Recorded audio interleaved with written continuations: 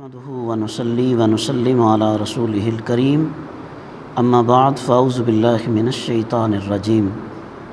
بسم اللہ الرحمن الرحیم۔ محترم ناظرین، یہ ماہ محرم الحرام ہے جو ہر سال ہمیں یاد دہانی کرواتا ہے کہ اللہ تبارک و تعالیٰ کے پیارے رسول صلی اللہ علیہ وسلم کے عظیم المرتبت خانوادہ نے، بالخصوص سیدنا امام عالی مقام امام حسین رضی اللہ تعالی عنہ نے دین اسلام کی سربلندی کے لیے اپنا سب کچھ قربان کر دیا۔ تو جب بھی کبھی اسلام پہ وقت آئے، اسلام کی اقدار کو پامال کیا جانے لگے، جب بھی کبھی اسلام کے شعائر کو مٹانے کی کوشش کی جانے لگے، ملت اسلامیہ کے ہر فرد کی ذمہ داری ہے کہ وہ اسوہ شبیری پہ چلتے ہوئے اپنی جان سے گزر جائے، مگر اسلام کی تعلیمات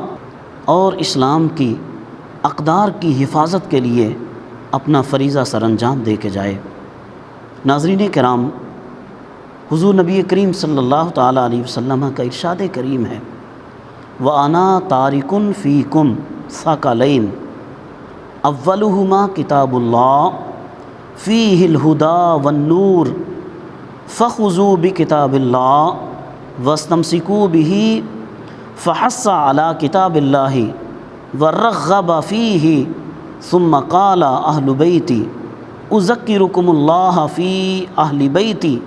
اذکرکم اللہ فی اہل بیتی اذکرکم اللہ فی اہل بیتی۔ اس حدیث طیبہ کو امام مسلم علیہ الرحمہ نے صحیح مسلم میں،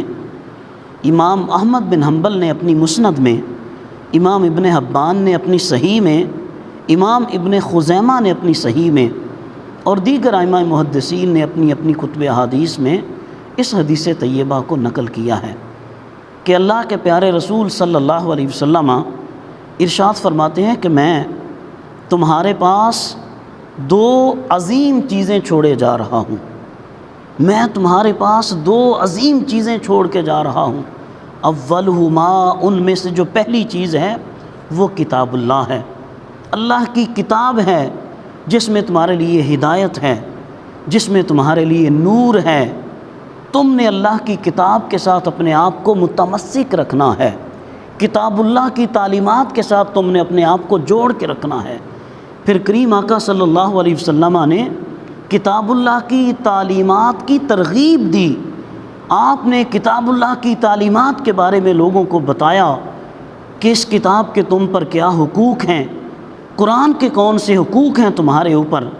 اور اس کے بعد آپ نے ارشاد فرمایا، میری اہل بیت، میں تمہیں اللہ تبارک و تعالیٰ کی یاد دلاتا ہوں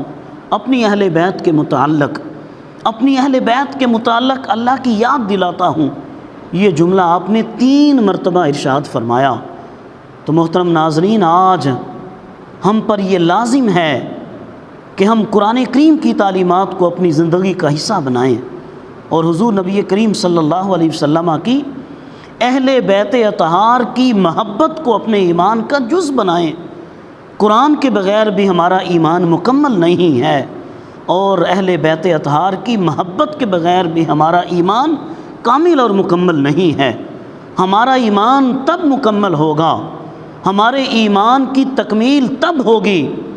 کہ جب ہم اہل بیت اطہار کی محبت بھی اپنے سینوں میں پیدا کریں گے، اہل بیت اطہار کی محبت کی شمع ہم اپنے دلوں میں فروزاں کریں گے، اور قرآن کی تعلیمات کو اپنی زندگی کا وظیفہ بنائیں گے، ہم اپنی زندگی کو قرآن کی تعلیمات کے تابع کریں گے۔ تو ناظرین کرام، محرم ہم سے تقاضا کرتا ہے، قرآن کی تعلیمات کو حرز جاں بناؤ، حضور نبی کریم صلی اللہ علیہ وسلم کی اہل بیت اطہار کی محبت کو تم اپنے ایمان کا لازمی حصہ بناؤ۔ دعا ہے کہ اللہ تبارک و تعالی ہم سب کو عمل کی توفیق عطا فرمائے، آمین ثم آمین۔